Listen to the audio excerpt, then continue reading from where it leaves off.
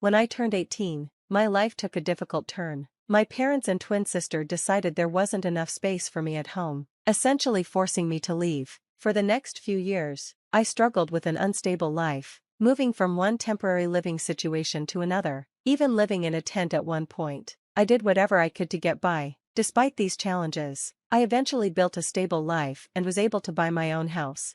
Now, at 26, just as I've gotten my life in order, my family has suddenly reappeared, led by my sister, who is now expecting her fourth child. They showed up at my door unannounced, looking to move in. This is the same sister who once pushed for me to be kicked out, saying there wasn't enough room for both of us in our childhood home. Growing up, I always felt like I was treated as less important than my sister. It was clear our parents preferred her, and they even admitted they wouldn't have had me if my sister hadn't been conceived. She was always the center of attention, getting all the best toys and clothes, while I barely received enough to keep up appearances. My sister has always shown selfish, narcissistic traits, likely because of how our parents favored her. Instead of being a supportive sibling, she consistently brought me down. The only person who ever treated me kindly in our family was my grandfather. He saw how unfairly I was treated, but when he passed away when I was 15, the last bit of kindness in my home disappeared. When my sister got pregnant as a teenager, our parents married her off to her boyfriend and brought him to live in our already crowded house. This left me without even a couch to sleep on. My dad sometimes slept on the living room couch, so that wasn't an option either. With nowhere else to go and being told not to ask relatives for help, so the family's dysfunction would stay hidden, I was completely forced out. I ended up living in a tent in our backyard, which happened after the police mistakenly brought me home during a brief period of homelessness. This setup was meant to be a reward for keeping quiet about the reality of my living situation. After years of struggle and hard work, I finally managed to improve my life, both physically and emotionally.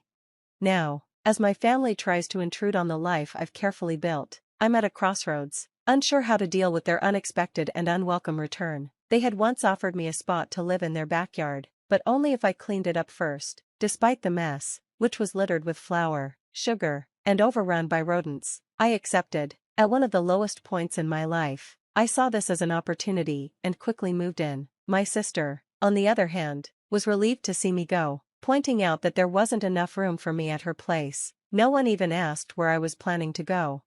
Transforming the backyard into a livable space was tough, especially dealing with the rodent problem, but I eventually made it work. Unfortunately, the situation forced me to drop out of high school just a few months before my final exams. My friends encouraged me to stay in the backyard and finish school, but by that time, I had already given up on that path. Instead, I focused on working, relying solely on my earnings to get by. Before long, I realized I needed to improve my skills for a better future. My father was a service technician, and as a kid, I often played with his tools instead of toys, helping him with household repairs. That early experience came in handy later, as I decided to invest in my education and eventually got a job at a car manufacturing plant. I worked hard and steadily climbed the career ladder until I became a design manager. Recently, an old friend who was going through a divorce needed to sell his house quickly. Even though I was hesitant at first, the huge discount and flexible payment plan he offered were too good to pass up, so I decided to buy it. I bought a 4-bedroom house and moved in about 3 weeks ago. To my surprise, my estranged family showed up unannounced at my new home. I hadn't had any contact with them for years, and I lived 17 miles away, so their visit was completely unexpected. I suspect a neighbor who still follows me on social media might have told them where I live.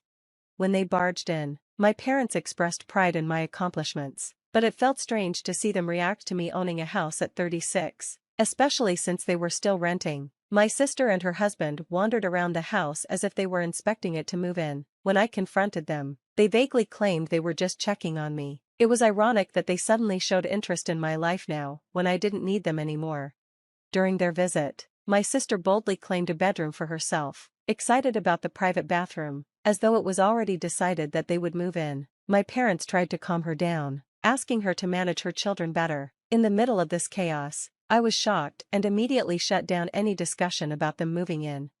The situation quickly escalated as they started pushing the idea that I had a moral obligation to house my sister because of family duty. I stood my ground, reminding them that it was their responsibility, not mine, to provide for their children. I firmly told them to leave my home. making it clear that I wouldn't feel guilty for their poor planning or lack of space.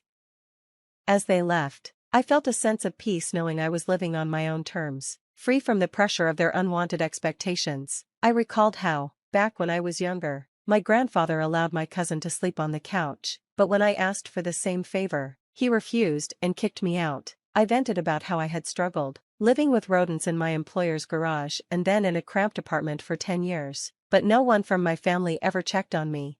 When I shared these memories, my mother began to cry and tried to hug me, but I stopped her and insisted they leave. My brother-in-law, JN, told me to toughen up, bringing up his own hard times and saying I had more than enough space in my house since I was single. I sharply told him to stay quiet. My sister cursed at me for raising my voice at her husband, but I stood firm and told them they needed to leave, or things would escalate. I made them leave before they could argue back. My anger was clear. I had endured their toxic and selfish behavior for too long, and now their greed was obvious. I was no longer the obedient teenager they used to manipulate.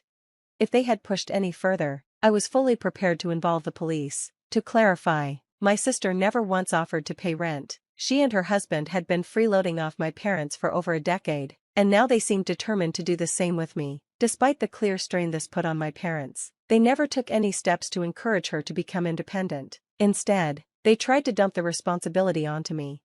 A week after our first confrontation, my mother returned, but this time she was more direct. She argued that my home had enough room to house my sister and her family, again mentioning how crowded things were at their place. I stayed firm in my refusal. When persuasion didn't work, she shifted to veiled threats, implying that my large, mostly empty house was a security risk, and having family around would be safer and help with household chores. I dismissed her manipulative tactics and told her clearly to leave and not come back. Just a few days later, a neighbor informed me of suspicious activity around my house. He said he had seen a pregnant woman, a man, and a young boy peering through my windows and hanging around the backyard, likely trying to break in. I was grateful for his vigilance, gave him my contact information, and asked him to keep an eye on things. I had planned to install security cameras, but unfortunately, I didn't act fast enough.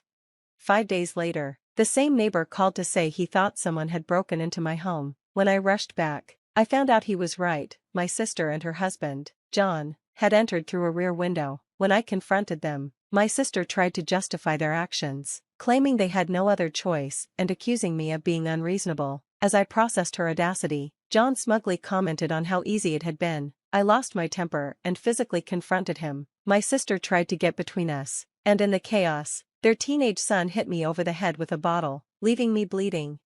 The situation spiraled out of control, and my sister called our parents, telling them I was the aggressor. When the police arrived, they began sorting things out while my sister and John frantically apologized, begging the officers not to arrest their son. Despite their pleas, I was ready to press charges against all of them. However, my sister denied the break-in and assault, claiming it was just a family visit gone wrong and her son's actions were only a prank.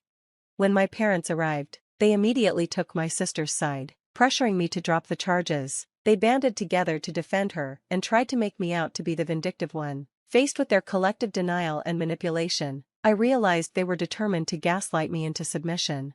I was determined not to let my family rewrite the narrative of what had happened in my own home. Thankfully, my neighbor stepped forward with a crucial statement, which ultimately led to the arrest of everyone involved in the assault. They spent the night in jail because my parents couldn't afford their bail. The next morning, while they faced trial, I was at the hospital getting treated for my injuries and making sure there were no internal damages. I took a few days off to recover and pressed charges for assault, also seeking compensation for my legal fees, which the court granted. Despite my parents' attempts to persuade me to drop the charges, I stood firm. I even threatened legal action against them for their role in orchestrating the attack. Since my nephew is a minor, he was dealt with under juvenile law and only spent a short time in a juvenile facility, with his parents held responsible for restitution, lost wages, and covering my medical expenses. My sister and her husband were fined heavily. In an attempt to ease their financial burden, they asked the court to allow them to complete part of their fine through community service. Since the incident, things have been quiet. I hope they've learned their lesson and will keep their distance. However, my parents haven't let this go. Just yesterday, they showed up at my door and waited outside for an hour until I reluctantly let them in. They pleaded for my help, but when it became clear they were speaking on behalf of my sister, I immediately refused to get involved. That's when they revealed their real reason for visiting. They were getting older, their home was falling apart, and they wanted to move in with me, expecting me to take them in out of duty. I confronted them about their lack of responsibility as parents. They mentioned the idea of giving their house to my sister, which I saw as another tactic to pressure me. They even suggested that my sister could pay rent to live in my house, and I could use it to cover my mortgage. I firmly declined, stating that my sister needed to handle her own financial problems without my involvement. They continued to plead, arguing that my house was too big for just one person, but I made it clear that my future plans didn't involve staying single or accommodating them out of obligation. Their attempts at emotional manipulation didn't work. I reminded them of how they had treated me in the past and emphasized that I would not be guilted into giving in. It was obvious they were trying to use family ties to their advantage, but I remained firm in setting boundaries to protect my well-being and future. After they left, visibly upset, I closed the door behind them. Regardless of whatever names they might call me, I resolved not to give in to their demands or let them take advantage of me. Now, I'm ready to move on to the next chapter in my life, stronger and wiser from this experience.